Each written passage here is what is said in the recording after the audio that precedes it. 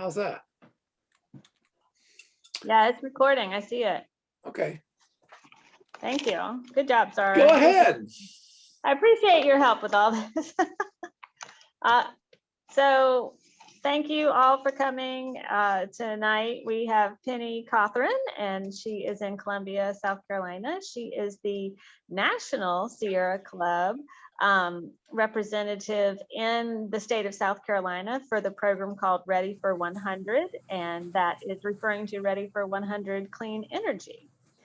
And she has been doing this for what, a couple of years now? I'm not sure how long. Just celebrated my 3-year anniversary this week, if you can believe it. I can't hardly. Time has flown. Flies. Yeah, yeah. Well, thank you for doing all this work in South Carolina, and we are ready for 100% clean energy. And we want to know how to make that happen in the Low Country. All right, well, let me do this. I'm going to pull up some notes here. All right. Well, do we want to say who's on the call? Yeah, that's actually one of the steps I'm going to get to, if that's cool. Okay. I Sure. thought I would tell y'all who I am and then turn it over to you. Okay, I am great. going to drop into the chat what I call my virtual clipboard. It's a sign-in sheet. So it's one way I can keep in touch with you after this meeting. But y'all aren't far from me. I'm here in Columbia. I know how to get y'all. You can't hide from me. All right, so let's talk Ready for 100. Thank you for that sweet, warm, kind, wonderful introduction, and welcome, Christine. I was telling you all when I first got here, I am a certified South Carolina grown peach, born and raised in the state. I am a Seneca High School Bobcat and a Gamecock, University of South Carolina Gamecock. I like to tell people I grew up in the shadow of the Oconee County nuclear reactor inside the 10-mile radius that's the fallout area. So I have some vague memories of sirens being tested when I was a kid. My pronouns are she, her, hers. Here's my email and my Twitter, so you all can stay in touch. I came to Columbia in '95 and married a local boy, so been here ever since. This is home, put down some roots. I've got a 10-year-old daughter. And I always like to flag that Sierra Club, organizing at the Sierra Club, my official title is organizing representative, which is essentially a community organizer or a environmental organizer. This is actually a second career for me. I had a long career in public relations, journalism, advertising, marketing, and it was a very interesting pivot and a mind shift. And we'll touch on how organizing is a lot like marketing and not like marketing in just a minute. And hopefully it'll be something that the Lunz group will want to play around with. But that's me. Now I want to hear about you. If you would so indulge me, since we're a small group, I'd love to learn your name, your pronouns. Where do you live? In other words, what part of the Low Country do you live in? What community specifically? Maybe even who do you buy your power from? Do you know? Is it the Dominion or is it a rural electric cooperative, for example? And then maybe just 1 minute or less, what brought you to this meeting? Do you have a connection with renewable energy? This is as much for me to get to know you as it is for you to get to know me. So I want to hear all of these things. And then the last thing you get to do is look at your little Brady Bunch on the Zoom and pick the next person that you want to toss this question to. So I can leave this slide up or I can stop sharing and we can look at each other's faces. The other thing I might do is, oops. I was about to say, do you want to pick someone to go first? Oh, I'll go first. Awesome. So my name is Star Hazard, and I'm not so familiar with identifying my pronouns. I'm he, him, his. You got it. Beautiful. And I grew up in Oklahoma. I lived for 6 years in upstate New York, hence my reference to Seneca, New York. Yeah. And then I moved down here in 1987. And on the first night of the first day I was in South Carolina, I came to a Robert Lunz group meeting. Now, it's true that I didn't have anything else to do. I was interviewing for a job, but I was free that night. And so I've been sort of involved with the Robert Lunz group since 1987. And so there's that. I am here tonight because Christine reminded me that I had set the Zoom account up, a meeting up, and I'd forgotten about that. So that's why I'm here approximately. In terms of my relationship to energy, I pay Dominion, which used to be SCE&G or SCANA or some such of shell game with responsibility. And I have a solar panels on my roof, and I pay $15 or $16 a month when I exceed my demand, and then pay over maybe 50 or 60. I'm not sure. Well, I actually don't know what my power bill was. I don't remember now. But my solar panels generate lots of money, lots of power for me, and most months that covers it.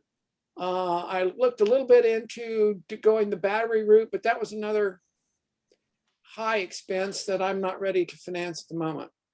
At this time, I've looked into buying electric cars, and electric cars aren't there for me right now. I've looked into pickups, and pickup trucks are either too expensive or underperform in terms of distance and time. What I want is the equivalent of a Ford F-150 pickup that gets 600 miles of distance and can recharge in 10 minutes like a gas vehicle would. And the world's not there yet. Oh, and lots of charging stations all over the country, so that if I want to go to Yellowstone National Park, I don't have to drive 3 times the distance just to keep up with the charging stations. Sorry, that's my 2 cents. That's beautiful. Thank you. Who would you like to hear from next? You get to choose. Oh, well, I don't know, Rob.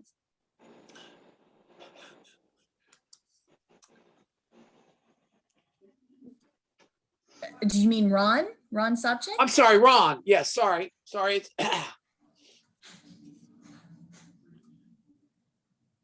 Ron, we see you. He's on mute. There it goes. Finally. There it is. Hi. Yeah. Hi, Ron Subject. I'm in the upstate. I'm from Greenville, South Carolina, and Lawrence Electric is my energy supplier. So I'll pass it over to Kathy.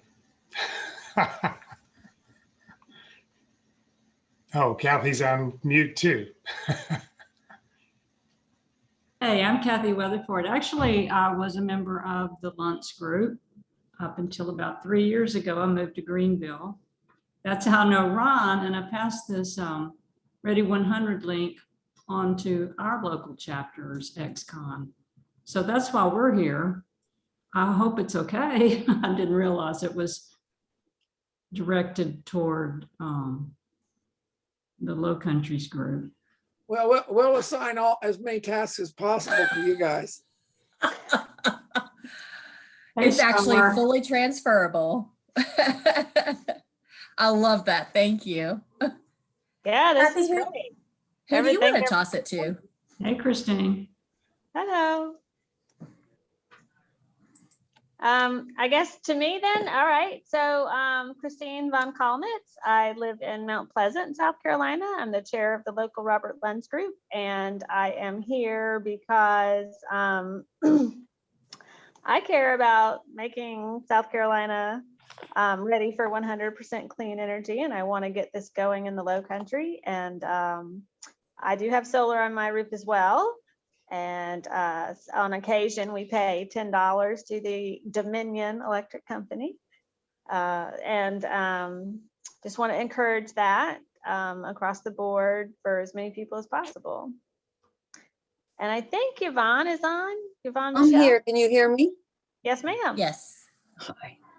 I'm Yvonne Michelle, and I was a former member of the board on the Lunz group, but I'm 72 and retired from most things. But I'm very interested in clean energy, very much. I have a Tesla. I bought my daughter a Tesla. Had the solar panels on my roof, but now I live in an apartment. But they're still generating for the people who bought the house. They didn't appreciate it, but maybe they do now after having learned what the difference is. Yeah, I bet. Beautiful. I have just been really ready to see what we can make happen to people to understand climate change, with the fires and the drought and the other things that are going on that's really in their face, that climate is changing. That, we could ride this little wave of signals and signs that are demonstrating that we're getting out of our comfort zone. Beautifully put. Thank you. Have we missed anyone in the introductions? Okay. And I think I wanted to let you know, Nina, I think you know Nina, she was interested as well. Okay. But she is on a vacation right now, so couldn't attend. Well, we'll have to share this recording with her. All right. A little about Ready for 100, just briefly. Our vision, and I like to read this, please just indulge me. We envision healthy, thriving communities across the United States powered by affordable, community-based, and 100% clean, renewable sources of energy, where our energy system is predicated on racial, economic, and environmental justice, where a thriving workforce has access to secure, safe, and family-supporting jobs, and where there is a democratic accountability to ensure that the energy system is fair, just, and aligned with the public interest. And then I shared with you all, and I saw it go out in the Robert Lunz newsletter, a whole list of beautiful values. I just like to lift up equity, democracy, local agency, collaboration, communities, love, connection, and justice. And again, if you will also indulge me, I've got a little video that tells more. Pop this baby open.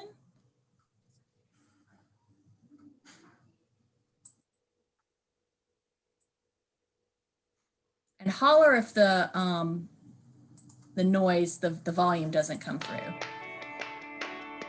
I'm ready for 100% clean energy because as a parent and as a teacher, this is not just about me. I'm ready for 100% clean energy because it's past time we start taking sensible action on climate change.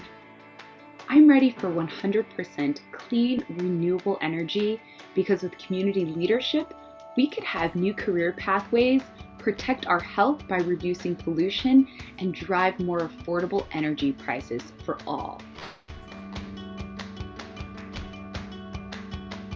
Our communities are our strength, but right now, many are struggling, facing several crises at once. Some challenges aren't new, while some are just getting started. The fossil fuel industry puts profits over people. Today, many still experience environmental injustice as a result of where our energy comes from. Historically, the mainstream environmental movement has not gone far enough to ally with people who are hurt first and worst by pollution, climate change, and other injustices created by our extractive energy system. Our communities deserve better. As we address climate change, we can also repair racial and economic inequities.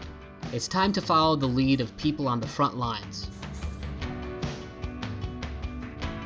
We believe democracy and local agency are essential to an equitable transition from fossil fuels to 100% clean, renewable energy. Cleaner, healthier, and more affordable energy is here, ready to power us toward a better future. Now, we need to make it work for everyone. It's not just about us, it's about our own kids and their kids, and really the ability for us to create a future that's bigger than what we're offering right now. The need has never been more urgent, nor the opportunity greater, to strengthen the resilience of our communities. These are our schools, our neighborhoods, our streets. We believe everyone has a right to renewable energy. Everyone. So we're getting organized. For years, we've supported cities in committing to power our homes and businesses with 100% clean energy. Across communities big and small, we've developed a shared vision, but words aren't enough to achieve justice. We need action. It's time to hold our leaders and each other accountable to jumpstarting a just energy transition today.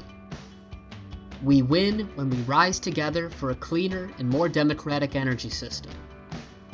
Wherever you live, it's time to act. Let's make 100% clean energy for all a reality. Ready to get involved? Let's get started.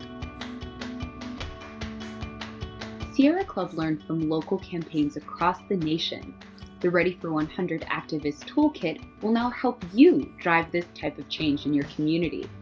After you sign the campaign principles, you'll be connected to a nationwide network of clean energy organizers and volunteers, like my team and me. In the toolkit, you'll find a step-by-step roadmap on how to build, launch, and win a campaign that centers the voices of communities most affected by the climate crisis. It also has sections on online organizing and communications to help you sharpen your skills or develop new expertise. And the best part is that you don't have to start from scratch. This toolkit reflects the efforts of a network of activists nationwide. Their experiences will help you kickstart your work. For the first time ever, I feel like city leaders are actually listening to people instead of to the utilities. And I'm talking about white, black, brown people, students, adults, teachers, professors. For the first time ever, we're feeling our power. And the fact of the matter is, we're only just now getting warmed up. Are you ready for 100% clean, renewable energy for all? We are. All right. Join the movement at sc.org/activist toolkit. There she is. All right. Again, thank you for allowing me to indulge you on that. I had no idea I was actually featured in it until it was released this week, which is hilarious. They had me record that like a year ago. We've come a long way since then, but Well, congratulations. you're sweet. You're sweet.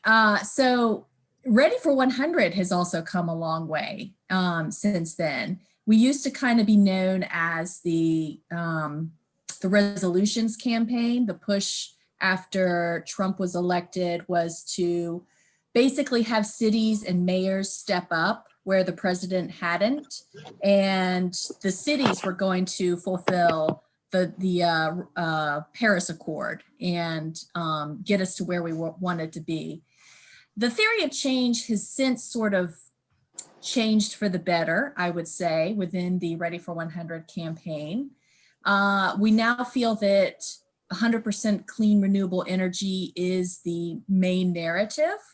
Cass likes to say we currently have the technology, the economies on our side in terms of the costs, and the political will to transition to 100% clean energy. However, we have a long way to go to implement this vision in a way that makes our communities more resilient and equitable. So she likes to flag that if we don't do this the right way, we can actually replicate harms, specifically harms by extractive utilities. So we are at grave risk of 100% clean energy grid that is built on the same extractive business models that have created the climate, environmental, and social justice crises that we are aiming to solve through this transition to clean energy. Studies show that people of color are more concerned about climate change, less represented in climate policy decisions, and contribute less and suffer more from the pollution. Yet people of color typically have less access to the jobs and benefits of clean energy than white people. So you can kind of see the evolution of the Ready for 100 campaign. So the second half of the theory of change is that at the national level, we are aligning ourselves as conveners, organizers, coaches, issue skill experts, and communicators to nurture a distributed network of local advocates. That would be you all, Robert Lunz Group, to ally with other leaders who are working in this intersectional coalition. Charleston is rich with what we would call environmental justice communities and environmental justice organizations. So you wouldn't be starting from scratch, as they say. So at the community level, what that looks like for you all is staff and volunteers would be working in partnership with frontline-led organizations to win community scale clean energy projects and programs that demonstrate democratic and equitable approaches towards realizing that 100% goal. All right, it's no surprise. We, looking at our utilities here, and that includes the number of you who are on rural electric cooperative power. A lot of those rural electric cooperatives purchase their power in the upstate from Duke and also from Santee Cooper. Santee Cooper's #1 customer is Central Electric Cooperative, who is the sort of middleman between Santee Cooper and the rural electric cooperatives. But here's our sort of pro rata share. This is where our power comes from in South Carolina. We're heavily nuclear and growing. Coal is shrinking. When I started here 3 years ago, that number was closer to about 32%. And can anyone see the little red slice of pie here? Probably not. My graphing software can barely register it. That's because we're at 0.1% generation for solar. Even though many of you have rooftop solar and are doing your part, it's still not enough. This is going to be the future big challenge. Natural gas, or as I like to call it, fracked gas, so that we remember the damage it does to the communities when it's extracted from our planet. Fracked gas, this is going to be the final frontier, as they say. So, Penny, why are you here? Weren't you hired to help us change this portfolio and get that little red slice of the pie bigger and bigger and bigger? Yes and no. Sometimes these well-meaning energy policies that come from big green organizations like the Sierra Club can have those unintended consequences. So when we start our policy planning for the Low Country, we're going to be asking ourselves 3 questions. First, is it green? Second, is it fair? And third, who gets to decide?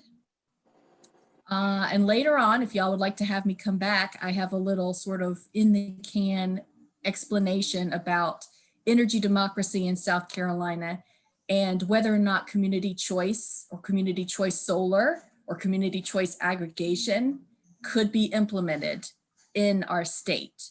And the cool thing about that is it's a fast ticket to a lot of renewable energy infrastructure being brought online. And it doesn't necessarily compete with the utilities, but works alongside them. So we can talk a little bit more about community choice aggregation later and community solar if we want. But now I want to hear from you all. We're going to do a vision exercise. This is an exploratory meeting, and I want you to take about 60 seconds, and I'm going to start the timer on my clock so we can remember.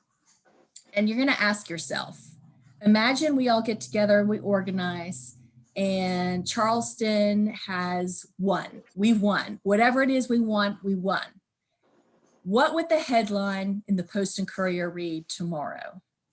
So tear out a little piece of paper, think about what a winning headline would say, and in 60 seconds, we'll share them.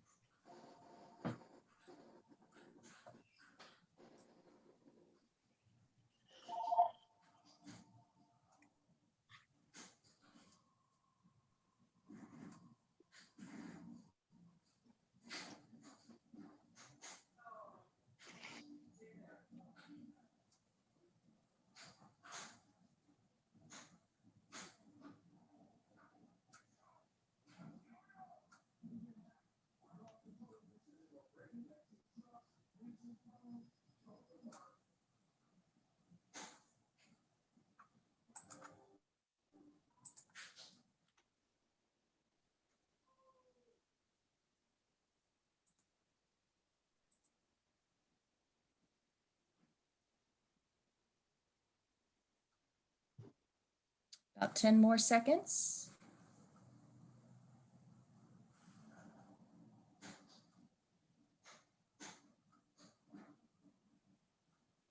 Okay, would anyone like to share their vision by way of a pretend headline in the newspaper?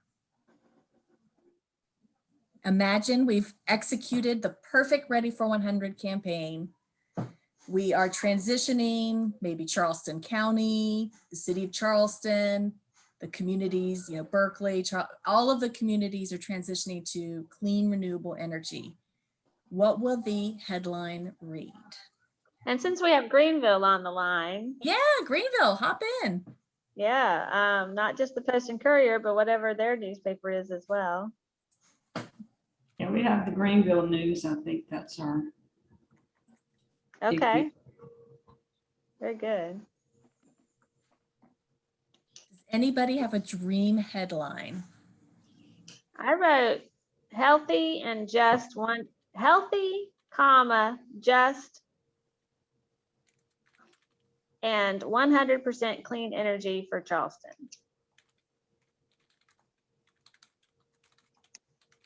Beautiful.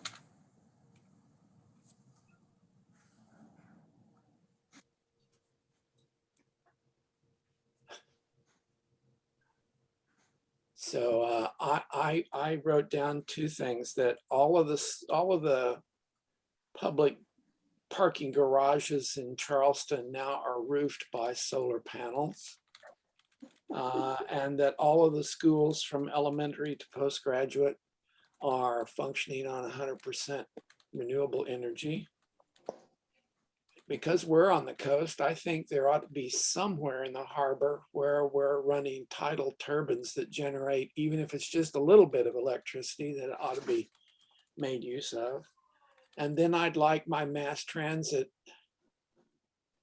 in town and all the way to Greenville and Table Rock State Park to be so frequent that I don't even have to go get That's cool. schedule. I can just walk down to the stop and wait a few minutes for a bus or whatever they call it in the future.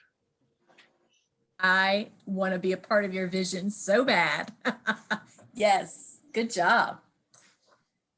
Heck yeah.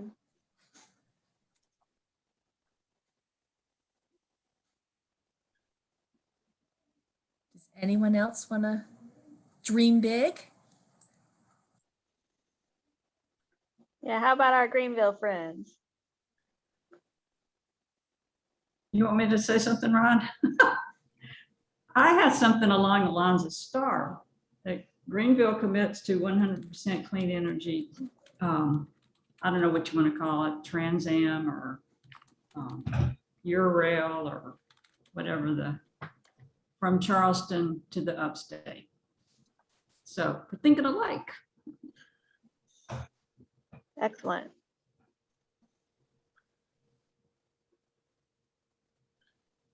Wow. I would like to add that they put that mass transit down the middle of what we now call I-26, and that it be super rail, so I can get to Greenville in 45 minutes if I want to. Super green rail. Yeah, there you go. Super green. We are going to have the Low Country Rapid Transit, and it is scheduled to be all electric. So it could be powered by clean energy.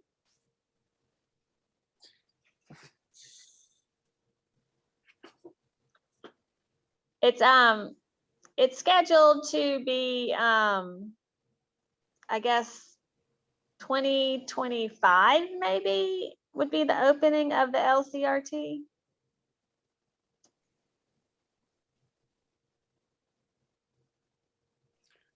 Yep. These are beautiful visions. Any last thoughts? Does anyone notice any themes shared between a lot of these? Transportation. Transportation, yeah. Transit. That's true. I see panels on public areas, canopies at schools, canopies at public parking garages.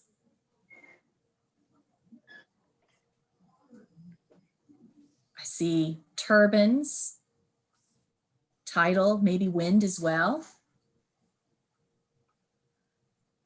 Oh my gosh, y'all are onto something. This is fantastic.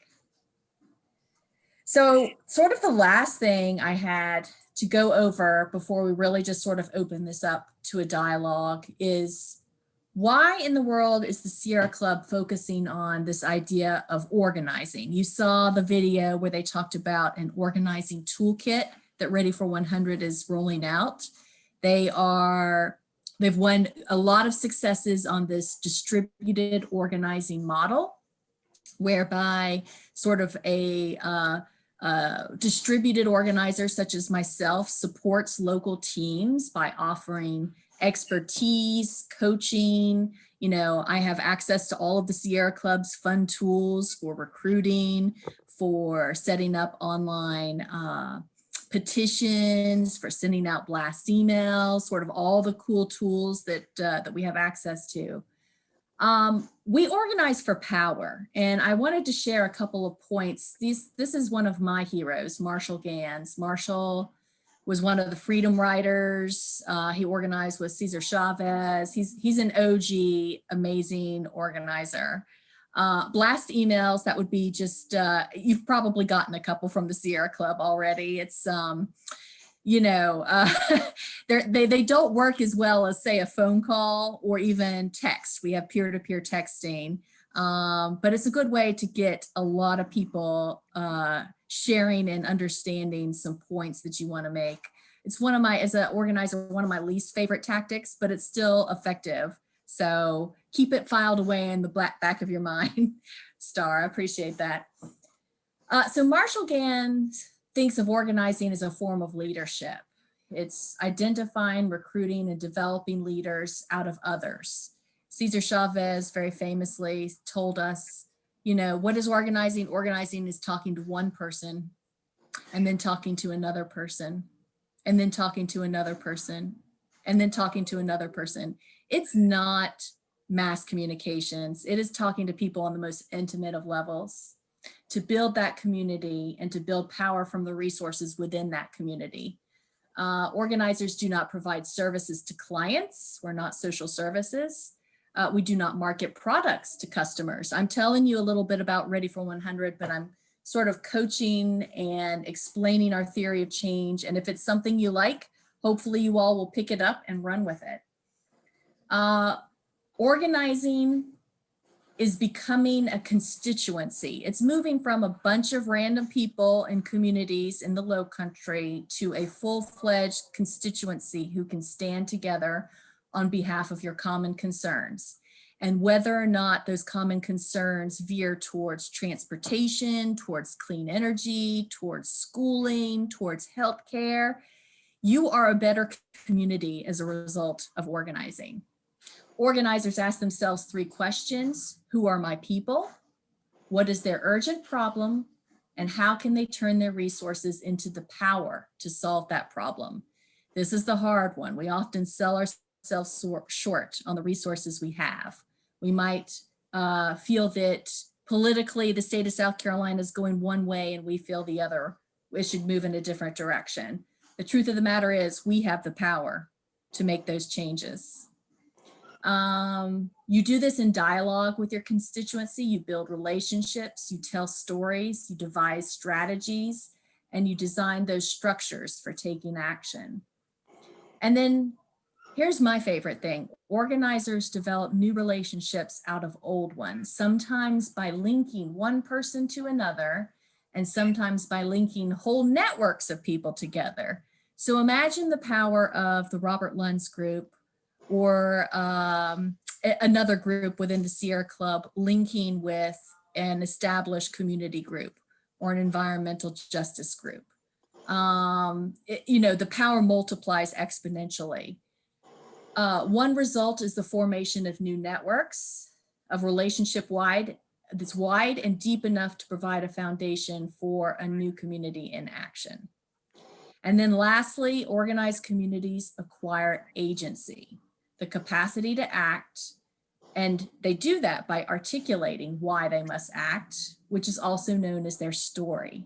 Every community has a story, and they imagine how they can act to implement that story through strategy. So that's the broad 50,000-foot view of what is organizing and why the Sierra Club does it this way. This is why Martin Luther King did it this way. You know, the NAACP had used the law and the courts to legislate, but it took a seamstress refusing to give up her seat on a bus to kick off the Birmingham boycott. And from there, it grew into a movement. So that would have never happened if there weren't a baseline of organization with which to capitalize on. So this is a meme. I told y'all my daughter's 10. If only there were some kind of infinite power source that was free to use all day, every day, and belonged to all of us. This is where I'm going to sort of pause and shift back to the agenda, where we sort of start to talk about our work. Can we accomplish some of these campaign goals? What would it look like for our community, and what should our next steps be? And with that, I'm going to stop sharing so we can all see each other's faces. And I'm going to post in once again the agenda if you like to sort of follow along. I know I like to have a little something in front of me. And it's got a couple of questions that I thought would be some good prompts. Tell me if I'm running long, but I've got about 22 minutes left that we could sort of begin our discussions. I'll get y'all out inside the hour. How's that sound? With a promise to come back very soon. Right. If you pop open the agenda, I thought we might talk a little bit about we talked a little bit already about our shared vision, but we haven't talked about sort of short-term goals and long-term goals, nor have we talked about how this might reinforce some of the goals that are already in effect in the Low Country and the Upstate. Both Charleston and Greenville have climate plans, if I'm not mistaken, and a Ready for 100 energy push could reinforce those plans. But with that, I'll pause and I'll just ask, how do y'all feel about the climate planning that's going on in your community to date? Feel free to come off mute and share your thoughts. Yeah, I think in the Low Country, Charleston is ahead. Very much so, way ahead. James Island has they have a resolution, I believe, on climate action. Mm-hmm. But none of the other towns or cities that I know of have anything like that. There is a local group, the Coalition for Climate Change. I can never remember everybody's name. Anyway, there is a local group that is working to try to activate people in each community in the Low Country Mm-hmm. for climate action. Yeah, do you know who Belvin is? I do. Yeah, so it's Belvin and Jen, Yeah. the group that they're leading right now. And, you know, they're trying to take the whole enchilada and do something about it at the same time. And I think that is a worthy goal, but it's daunting. We were all sitting there wondering, okay, should they scale this back? It just seems too big. You know, one community at a time kind of thing. But I think we could partner with them. Excellent. Very easily on Ready for 100. Well, Thank you for broadening that scope and very quickly identifying some powerful allies. Has anyone had a peek at their city? I know Charleston just unveiled earlier this year their climate plan. Has anyone had a peek at that and has had any thoughts? And I once heard the mayor of Greenville say he wanted to be the greenest of all the Greenvilles. I think there's something like 168 Greenvilles throughout the country. Oh, wow. Greenville, South Carolina was like, we want to be the greenest. And they've actually taken a couple of actions. They've entered into a what's known as a green tariff. The city itself is buying green power from Duke Energy. Uh-oh, Ron's stuck on mute. It sounds like he really wants to talk. Dang it. You know, let me see if I can help. I think you can. I can ask to unmute. Let's see if that flags anything for you, Ron. Okay. There we I'm go. off. We can hear you. Yeah, I just came off. Yeah. What you think about what's going on in Greenville? I don't really know of a really good coalition going on energy right now. Yeah. Kathy, do you know anything? No, I was hoping you did. Yeah, no, I cannot think of a coalition that's real active on clean energy right now. Did you tell them you were the chairperson of our ex-con? Yeah, I am. Oh, Yeah. okay. I didn't know if you mentioned. No, I didn't tell them. No. Oh. Well, if anybody would know, it would be you, Ron. I guarantee That's right. it. One knows. Well, I mean, I do know many of the environmental groups in the Greenville area, but none of them jump up as one that's dedicated to clean energy. Well, here is one cool thing about organizing as a sort of a passion or a practice. It doesn't have to be environmental. It doesn't have to be energy focused. Some of my best allies work in education, education groups, teachers unions, teachers associations. You know, their students are the ones who are facing the worst of the climate realities zooming towards us. It's housing justice organizations have been surprisingly wonderful to work alongside as an organizer. These are people who understand that you can't talk about not being able to pay your utility bill without also talking about not being able to pay your rent bill. You know, you can't talk about rent without your electric bill, and you can't talk about your electric bill without talking about your rent. So housing justice has been another very wonderful intersectional place where we've been able to get a lot of traction. So environmental groups are wonderful, but they're not the only ones we should be talking to, for sure. And there are some good environmental justice groups. Yes. Oh, yes. Oh, yes. I think about Spartanburg in particular, nationally known environmental groups, EJ groups there.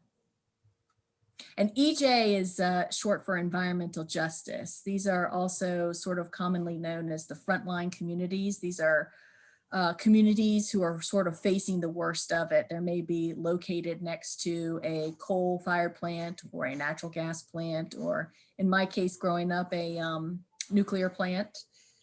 Yeah, frontline communities or fence line communities would be another way of explaining that. Okay. Does anyone have any thoughts about if we begin this work, say in Charleston, for example, we focus maybe on Mayor Tecklenburg and City Council. What do we have to think about in terms of the community's access to energy and equitability? How is it done equitably? Is it done equitably? Are there communities that have higher energy burdens, that pay more of their paycheck towards a very high energy bill? You know, if you look at the data, in fact, I might actually, while y'all are talk, show you some of the data, if y'all, again, will indulge me. Yeah, I was about to say, how do we know that? Yeah, it's hard to understand from at least from my point of view, how you even find out that information. I got some, and it is from my analyst here at the Sierra Club, but he uses like publicly accessible data. So let me share my screen here and show you then. So energy burden is actually a formula. It's calculated by, your percentage of, well, it's actually, how much money you make over how much you pay towards your energy bills. And it comes out as a percentage. 5% or higher is considered a high energy burden. So you can kind of see here, no surprise, in the state of South Carolina, we're sort of tracking along that I-95 corridor. Let's see. So that's the Santee Cooper territory. Let me make this a little larger for you. So I have a quick go ahead. question, if I may. Yeah, sure. From the previous slide, what is that county just below the bright blue one? The one that's the Right here? orangest one. Yeah, the one just below there. Orangest one. This, help me out with my. Augusta, Savannah. Yeah, this is going to be sort of the Aiken, North Augusta area here. This is actually federally owned land. This is Savannah River site here. This would be nice if we had some names on this map, because this is where my geography gets a little fuzzy. But I was thinking naively that that's right next to the Savannah River site, and maybe they don't generate any electricity that they export there. But at any rate, it seemed odd that there would be all that nuclear facility stuff in that county, and then down just below it, their burden is highest. So anyway, Amen. I wonder about that. Good flag. Well, good flag. Well, they're making nuclear material, not energy. Yeah, that's true. Yeah. Tritium and bomb. So this is where it got very interesting for me as a white woman, when we started to do these overlays of the Black populations, and you start to see that the counties that are 100% Black population-wise, demographically, are also have the highest energy burden.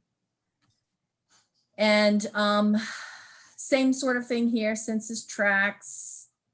Here's my town, Columbia. This is downtown Columbia right here. This is the 29203. This is Lower Richland County. We're getting into that, 5, 6, 7% energy burden. Again, remember, anything over 5 is considered unduly high. And it all tracks within, the Black population share. And you at this point, I would say, well, maybe that's just, poverty. We're just looking at poverty here. This is where it gets really interesting. These are the historically redlined communities in Columbia. And if you look at the high energy burden, those dark red places, they match almost identically, exactly, the communities that were historically redlined. So one of the things that Ready for 100 has been attempting to do is draw that line from the practices of our city council, of our state, of our insurers, of our real estate industry, that were driving Black and brown people into communities on purpose. And one of the things we hope to do is sort of say, we've had these historical redlining areas. We have high energy burden in these areas. Can Ready for 100, through its low cost renewable energy and energy efficiency upgrades, be one of the ways that the city itself directs funds to address these concerns? So that's kind of where our mind is in Columbia. But I also happen to have Charleston here in my slide deck. No surprise here, the neck. Black population share. And hotspots. These are the hotspots that Beyond Coal is looking at right now in Columbia. Can you explain why an African American community would have a higher energy burden? A number of reasons. The redlining is one. They're driven into lower quality housing stock, for example. So older homes. In Columbia, we know about 40% of our population rents their home. So they are beholden to landlords who may or may not want to invest in energy efficiency upgrades, not to mention solar panels. That's just so far off the table. It's not even worth mentioning. So energy efficiency is usually sort of the first thing that we focus on, because the cheapest kilowatt hour to produce and the cleanest kilowatt hour to produce is the one that you never have to produce because you have an energy efficient home. So we almost always think of energy efficiency first when we start talking about energy burden and renewable energy. It would be crazy to put solar panels on a house that had safety issues, health and safety issues, you know, holes in the ceiling, holes in the floor. This is actually one thing that Charleston's got going for it that Columbia doesn't have. You all have more resources in terms of community action agencies that are working with communities to fix up their homes, bring them up to code, make them more energy efficient, make them more healthy to live in. So I don't know, does that answer your question, Christine? Somewhat, yeah. So I got lower quality homes and they're renters, and I Yep. guess the level of income, how much, how Yep. does that really play out? Well, Percentage of their income? it can be. If you are poor and you need help paying your utility bill, there are a few resources to you. There is the federally run Weatherization Assistance Program, WAP, as it's known. WAP will pre-qualify you to get resources to help weatherize your home based on, I think you have to be 200% below the federal poverty line. And then you have a scoring system too, whereby if you live in a home that's multi-generational, a grandparent, a parent, a grandchild, if you live in a home where there is at least one individual who is elderly, if you live in a home where there is one individual with health concerns, disability, etc., these all sort of score you with WAP. And, you know, I actually tried to fill out a WAP application once just to see if I could do it on my own, and I couldn't. It was asking me for things that I, with my, you know, bachelor's degree, couldn't understand. And I thought, if I'm, you know, low to moderate income with limited education, this would be hopeless. So there's a lot of systemic problems that need to be addressed in the state of South Carolina and beyond. And these are all things that are preventing people from accessing the help and the care they need. And so it's all exacerbated, you know. Climate change it hurts more for some people than it does for others, for sure. So those WAP program criteria that you Yep. mentioned, does that work for people in a rental? Yes, that Okay. particular one does, yes. Okay. But All right. when you look at sort of what it actually does, it's not much. Like what you get is a blower door test where they find the cracks and seal them up. You know, you'll get a package of LED light bulbs and maybe some, you know, a blanket to go around your Water heater. Your water heater. Yeah, so it's kind of minimal upgrades and changes. It doesn't swap out an HVAC system. If you've got a really crummy HVAC system, it might help you get a new window air conditioner, maybe. So these are all things that renters can do and their landlords generally let them do, essentially. So we need sort of the next level in South Carolina if we're really going to change this energy burden problem. Well, those things are the initial. Yeah. I will low give them hanging that. fruit. Yeah. Those are the low hanging fruit things, and they should get you to where your bill is much lower so that maybe you can afford to do whatever the next step is. Maybe. Yeah. Well, Or at least be able to buy baby formula. I think that an idea is to say, take a vacant lot somewhere and put solar panels in the vacant lot, and then have the vacant lot energy go to the immediate surrounding homes and so forth, that sort of thing. I was thinking in terms of people with window units, old ones in particular, that those probably aren't very efficient anymore. Right. And that's another contributing factor. Their air conditioners aren't very efficient, and they're sucking up a lot of electricity and so on. So particularly on hot days.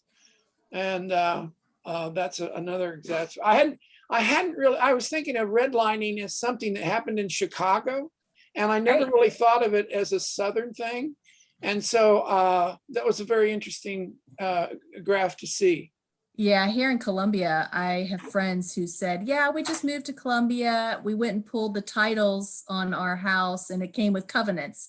And we were horrified when we opened those 1920s restrictive covenants that said, yeah, we don't really work with people of color. They are not wanted in this neighborhood. Yeah. And so these are existing covenants to this day in Columbia, South Carolina in the year 2021 that have not been erased. Wow. And I guarantee it's similar in Charleston. There's a reason people live where they do. There is a long-standing reason. Yeah. I'm so excited for this conversation and would love to continue it with you all. What do you think our next steps should be? Would y'all like Penny to come and hang out with you a little bit, or should we have another Zoom call maybe in August and bring 1 or 2 more people? So Penny, we're having a picnic at the 1st of August. Okay. And I'm not being facetious. It would be a nice lightweight sort of social time for you to get around and pull some people's legs. On the other hand, we don't usually politic much at our picnic. I'll defer to Christine on whether but sure, come on down. The thing is that we watched, or I did, I don't even remember who was showing. We had someone talk to us about energy production in South Carolina and the plans that Dominion is going to have in the future. And big, you got the line, it's kind of going down a little bit and trying to meet the 2050 objectives. And first of all, the line, even if it continues down, it doesn't really meet 0 by 2050. And they're not talking about trying to bring it down faster because geez, it costs a lot of money to do that. And oh no, there's it's like every excuse in the world for not kicking butt and getting into gear to do these things. And so, the analysts who shared this, these energy burden data, they also did a scorecard for the IOUs in the Southeast. And it's no surprise, IOU stands for Investor Owned Utility. We have 2 in the state of South Carolina, Duke Energy and Dominion Energy. Duke is split in 2, one in the PD, one in the upstate, and Dominion runs from Columbia to Charleston.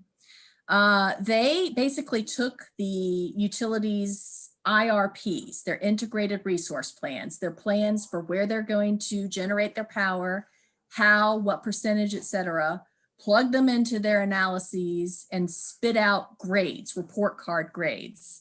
It's no surprise that Dominion was at a D and has now slipped to an F with their recent IRP, and Duke was always at an F. In other words, these are utilities that have set big goals for themselves. Duke is saying we're going to go green by 2040, and Dominion is like, we're going to go green by 2050. These are their own promises to their people. Neither of them are on any track to meet those promises right now by our own analysis. So you are not lying, my friend. Can you share that analysis with us? Oh, not only can I share the analysis, the Sierra Club just last week bought airtime. So there's commercials targeting this very problem, saying, go check out how your utility is scored. So I will scrap that, pull that together right now, and I'll put it in the chat as well as send it to you all to share out. Yeah, Penny, is that a YouTube video that we could put on our YouTube channel right away? Yes, sir. Yes, sir. We'll do it. We'll do it. Yeah, and we'll get it out on all our social. That we do reasonably good. Well, maybe that's not true, but anyway, we can put things on our YouTube channel in minutes, and then put it on our Facebook and web pages and in our emails that go out. So we can do that pretty easily.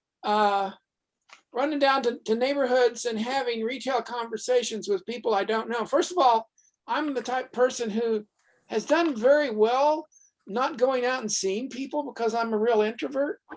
And so going out and shaking hands and talking to people on the road is not my forte. So my contribution in that direction is going to be not so great. So That is okay. I'll be helping in other ways.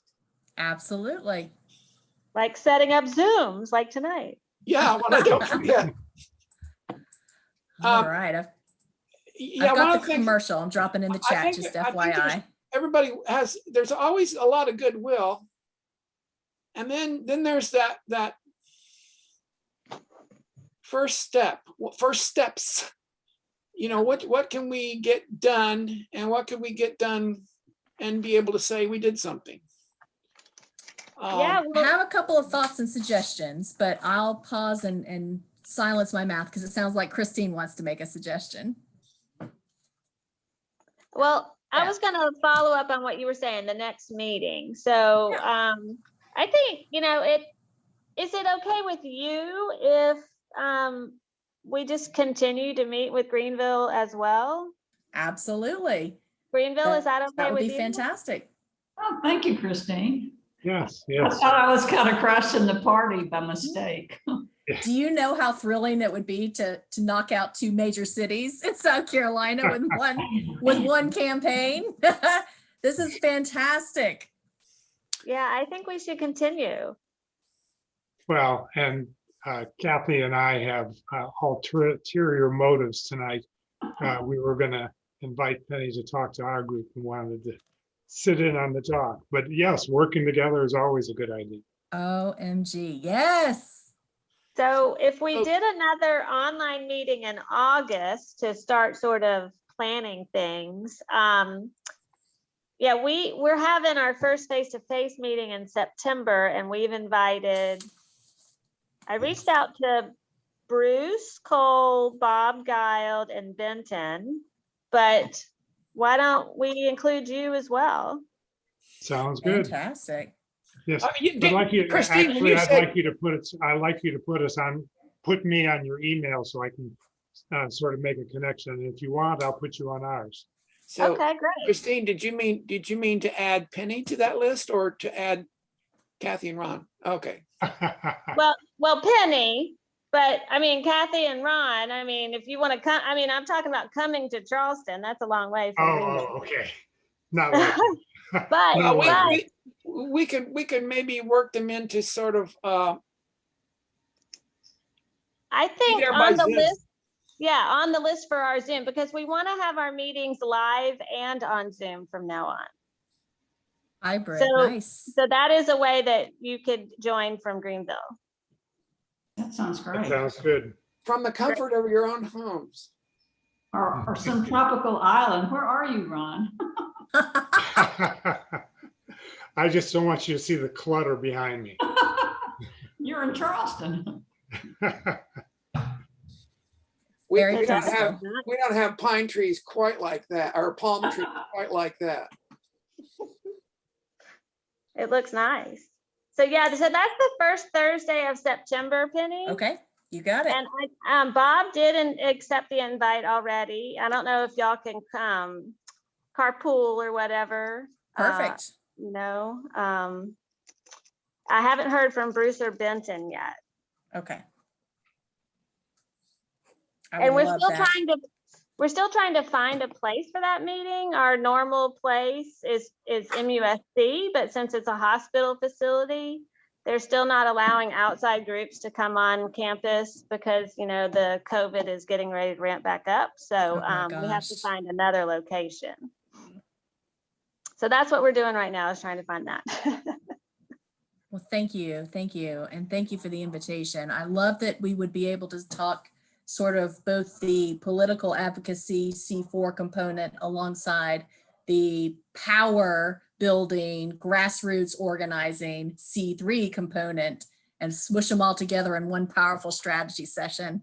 I love it. Thank you. Yeah, thank you. We expect monumental videos and with musical backgrounds and so on, just to meet our standards for Zoom. We're not So, a yeah. sticky Greenville. So I guess, we could try to set another time in August. This is what Thursday is this? First, third, fourth? Third? Fourth. We have 5 Thursdays this month. So this is the fourth one. Is this a good time for everyone that's here already? Should it be an earlier call because 8 is a little late, or what do we think about time? 7:30, 8? I'll go whenever you want.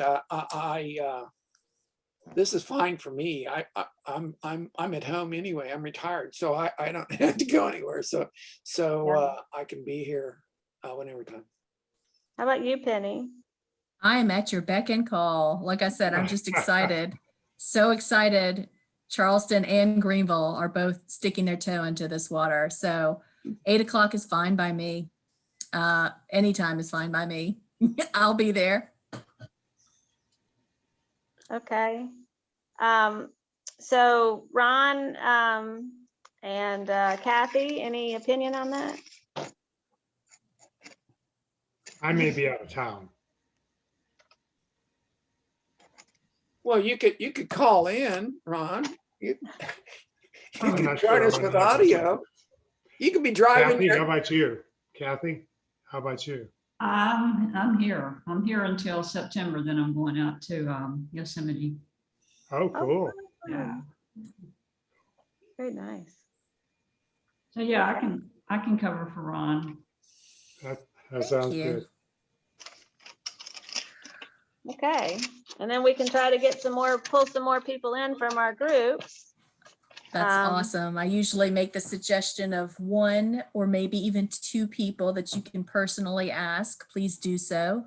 I even go as far as to say, write their names down now so you don't forget. 2 people that you think would be interested in learning about Ready for 100, learning about what Charleston and Greenville has done already and what the potential is for the future. So maybe, yeah, just say, this is what we're thinking we might get started, and would you like to come learn more? So jot those names down and it'll be a reminder to make an invitation, say, please come to our August meeting and check it out. Great. Well, I already know Nina is one person that wanted to come tonight and couldn't. So You're halfway there. Yeah, so hopefully she could make it in August, and yeah, and I'll think about others. Maybe it's the Charleston Climate Coalition. That's the name of it. CCC. Yes, I remember now. Yes. So, I think that what they're doing dovetails nicely with what we want to do. So, I'll talk to them. Beautiful. Well, we've talked about an August meeting and a September meeting. Is there anything you would like in the meantime? I am going to send you those report cards that I mentioned and the YouTube video that was the airtime that was just purchased. I think they started running it in Mississippi maybe, but they're going to be buying airtime throughout the Southeast. So don't be surprised if you turn on your TV and see this Sierra Club commercial, because like I said, our IOUs are way at the bottom of the score system. Well, they should before they run it in South Carolina.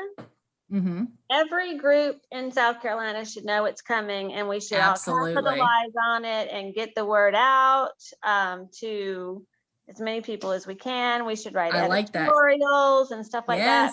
We need to campaign around that time frame, because the more they see it, the better. I can share that sentiment with the lady in marketing who's doing the buys. So I will pass that up for sure, because we would like to be able to. Yep. Yeah, tell National to use us. I feel like they don't use us.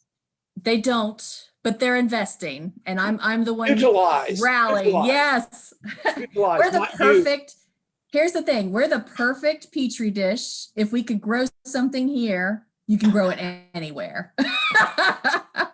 If we could do it here, we could do it anywhere. So please use us as a trial and error place. I don't know. Yes. There is Arizona. I mean, So I would like a copy of something like an editorial that's sort of like halfway written for me, you know, that kind of thing. We got it. Let me show Okay. you. Yeah, this is actually one thing that I would kick myself if I didn't show you. So the video with me and Ed at the beginning talked about this Ready for 100 toolkit. Oh yeah, okay. It lays out a beautiful roadmap. It starts with phase 1, getting to know your community. You all are just now, like I said, sticking your toe into who should we talk to, who do we partner with, how do we grow this coalition. Then it moves into building the team, people equal power. Then it moves into planning your strategy. And then and only then do you start talking about a public launch. Organizing brings that power and that voice in full force. And then phase 6, which is kind of where we are here in Columbia, is implementation and beyond. So Columbia signed a Ready for 100 resolution in 2017. And it's only been over the past year that we've really been able to push them into action. And it has not been easy. So this implementation phase has lots of resources. But like I said, poke around if you want to at this sort of campaign roadmap. It's all at sierraclub.org/ready-for-100 toolkit. And sort of get to know some of the stages and terms. There are templates in here for writing that perfect letter or sending that perfect email. And then the last thing I wanted to show you was the map. There is a map of the 180 communities who have already signed. I'm sorry, my internet's being slow. Oh, here's the media kit. Mr. Map, where are you?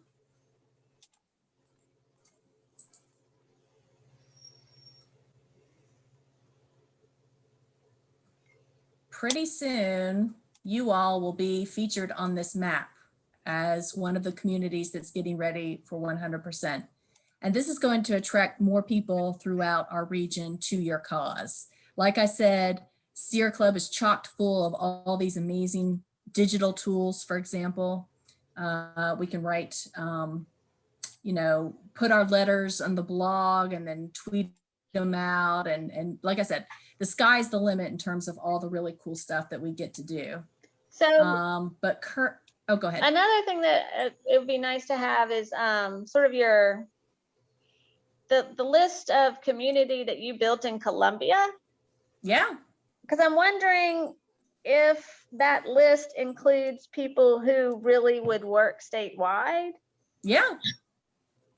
So we should absolutely pull from that list and use them as resources. Oh my goodness. Both of our communities. A lot of the people that started in the Ready for 100 or Climate Parents campaign have gone on to work for the chapter. So you might know DJ Polite, Don Polite Jr., or he just got his doctorate. He's now Dr. Polite, which still makes me giggle every time I say it. That's great. DJ is actually, I think, moving to Charleston pretty soon. So talk about getting a wonderful resource. Yeah. I'm hoping he sticks around in Columbia. He's got a couple of, or not Columbia, but in South Carolina. He's got a couple of job offers now that he just got his doctorate. And I'm hoping, like I said, please stay, DJ, we need you here. So we have a lot of, like you said, people who have sort of climbed that ladder of leadership and could hit the ground running in your community for sure. So good idea, Christine. Great, thank you. Yeah, I don't want to recreate a wheel if we've got it. And this toolkit is a fabulous wheel. It's very plug and play, and I've played with almost all the aspects of it. So happy to coach, happy to share my experiences, show you what worked, show you what didn't work. et cetera, et cetera. So please, please, please use me. And the Ready for 100 toolkit, that's, you put a link to that, Yep, did yep, you? So, you got it here. you put it in the chat, but how do we get it? Like, can we get all these links in an email? Because after this meeting's over, it's kind of hard to. I will pull that together. Yes, I will do that. I'm going to save Okay. this chat, and that'll be my reminder to sort of put together a couple of the first steps that I might suggest you all take. Pretty Okay. soon we're going to be power mapping our community, identifying the targets we want to go after, whether it be city councils, county councils. We'll be determining our strategy. Do we need to get the press involved? Do we need to, you know, camp on somebody's doorstep, whatever it is. And then sort of begin building those core teams. Core teams do not have to be big. My core team in Columbia was 3 people for the most part. 3 people carrying a lot of it, and then sort of branching out when needed to other individuals who are interested in organizing. So it's amazing what you can get done with a little bit of focus and 3 people. 9:15. Oh my gracious. Yes, we have come to the end of our evening. Thank you. Yeah, thank you, Penny. This was great. Okay. Oh, thank you so much for having me. I can't tell you how excited I am to watch the birth of Ready for 100 in these 2 regions and support you all on this beautiful, amazing journey.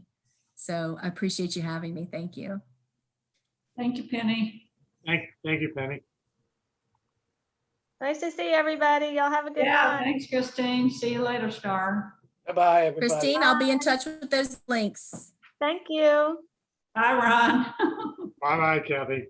Bye-bye, all.